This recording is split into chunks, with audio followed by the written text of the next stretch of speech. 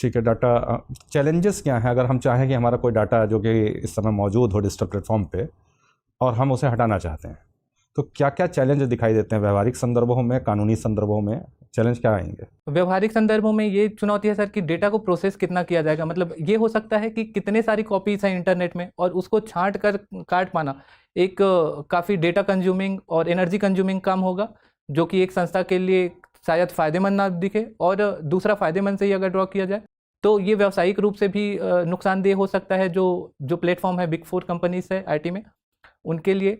और कानूनी संदर्भ में इसका प्रयोग यदि मैं देखूं तो एक तो निजता के लिए ये सपोर्ट में है कि निजता का अधिकार, दूसरा ये रेगुलेशन बढ़ा सकता है। तो इस संदर्भ में मैं ड्रॉ कर पा रहा हूँ। चलिए, अच्छा एक लास्ट क्वेश्चन आपसे। ये बताइए कि एक और चर्चा सुप्रीम कोर्ट में एक केस पेंडिंग है एक संदर्भ में, और वो है भूल जाने का अधिकार। ये भूल जाने का अधिकार क्या है? Right to be forgotten. Sir, भूल जाने का अधिकार है, जैसा कि अभी डिजिटल युग आया है, सूचना संचार क्रांति है, उसके बाद से सारे डेटा इंटरनेट पे स्थायी तौर पर हो गई है। तो यदि कोई निजी डेटा है और उसके प्रति वो व्यक्ति असहज है, तो उसको ये अधिकार होना चाहिए कि वो अपने डेटा को भुलाने या दूसरों के समक्ष भी भुलाने का अधिकार रखे।